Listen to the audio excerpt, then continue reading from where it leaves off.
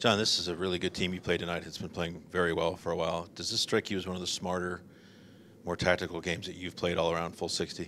It was one of our most complete games, yeah. First period, they were fast. I thought we gave them too much ice in the neutral zone in the first period, which allowed them just to generate speed. I think we solved that.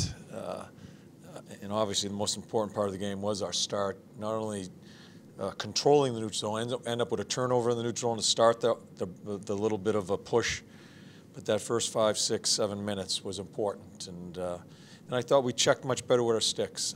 I just thought they had too much ice to play on in the first. We solved that and we found our way. How did you neutralize that speed? That's their strength. Just trying to get layers in the neutral zone. For some reason, we just left the middle open, and we just seemed to be on the boards and leaving the good ice open. Our neutral zone is trying to put some layers in there and deflect everything wide, so we protect our D. We got that straightened out, and yeah, and just found our way. And Bob made some key saves at key times.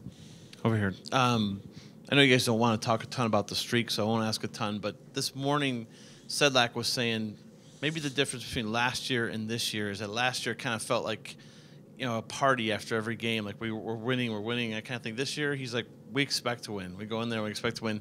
Is that just like the maturity of a team from last year to this year? Well, I think they've gained their confidence here, and this was a good test for them tonight. You know, it's one of the better teams, and they're coming in with a ton of confidence. And first period, you know, both teams had their moments, good and bad. But I like the way we presented ourselves going into that second period. I thought we got on our toes more. Got some good goals. Sonny's goal is a key goal. Score on a power play.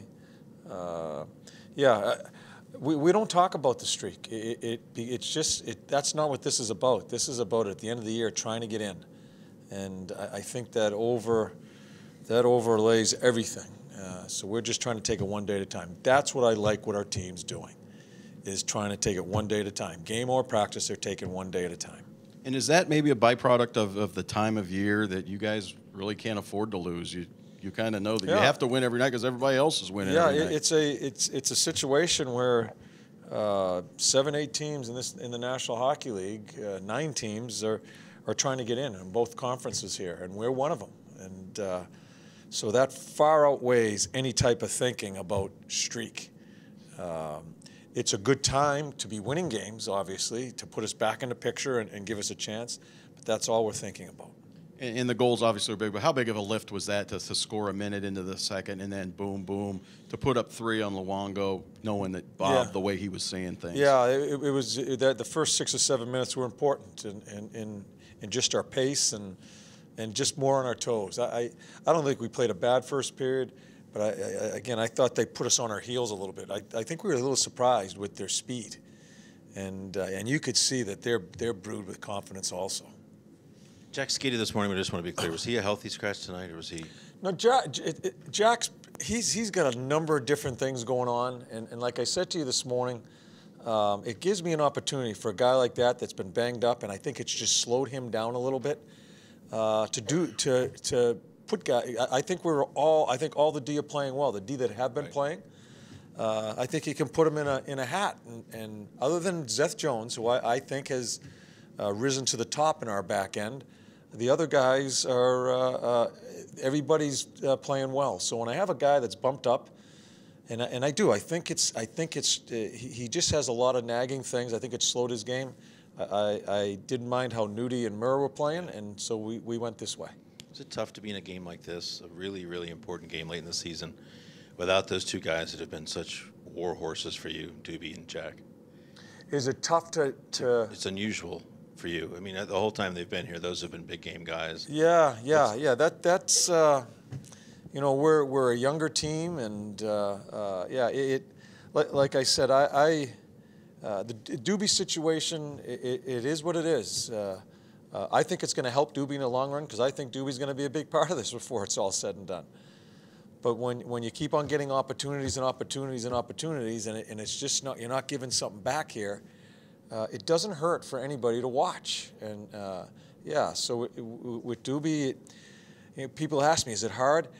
It is always hard to tell a player that, like him, so competitive he is, that you're not going to play. That's hard. But it's not a hard decision for me. I have to make the decision. But the team, I work for the team. I have to make the right call for the team. And I think Doobie understands that. Is he happy about it? Absolutely not. He's a proud guy. But nothing's forever. And we got a long way to go here if we keep on going about a business and hopefully we're playing for a while. You've said a couple times this year that you regret some of the things you did during the 16-game streak where you let a couple things go that you wouldn't have let go. The 16-game streak? Yeah, you let some totally stuff go. different here. Yeah, so totally. Yeah, is this an example of you being different in this one than it was in that one? Of you saying that guy out, this guy nicked up, not Yeah.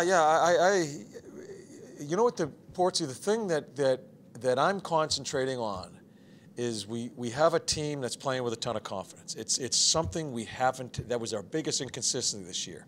Is just lacking confidence, lacking a strut in our game. We have that. But I also, in the back of my mind, am thinking, you know what, if we do have an opportunity to get in, I still have to coach the things that we have to get better at in case we do get in. You know what I mean? And there's a number of different things we have to get better at. So I walk that fine line of allowing them to play and getting out of their way, which I think is very important now, but also picking a couple of things along the way that I think is going to be very important if we get the opportunity to get into playoffs. John, given that your team is focused on the right things, as you say now, getting in and not focused on the streak, is part of that, do you think, a lesson that maybe they learned last year during the streak then?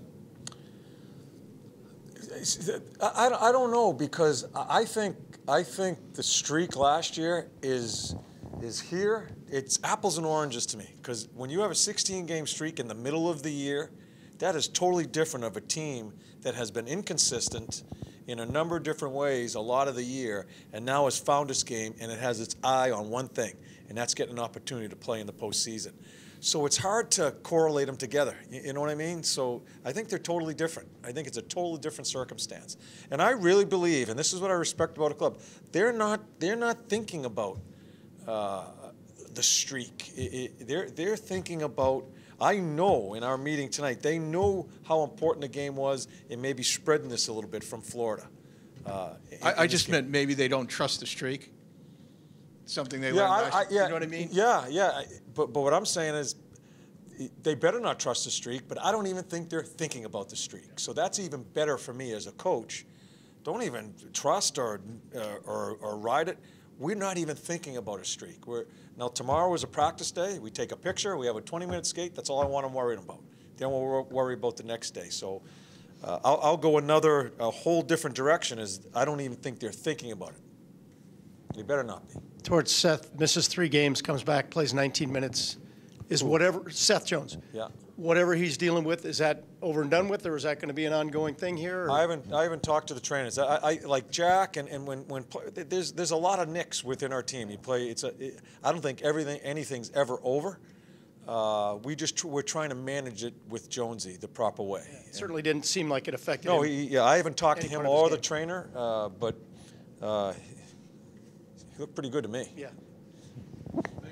Okay. Thank you.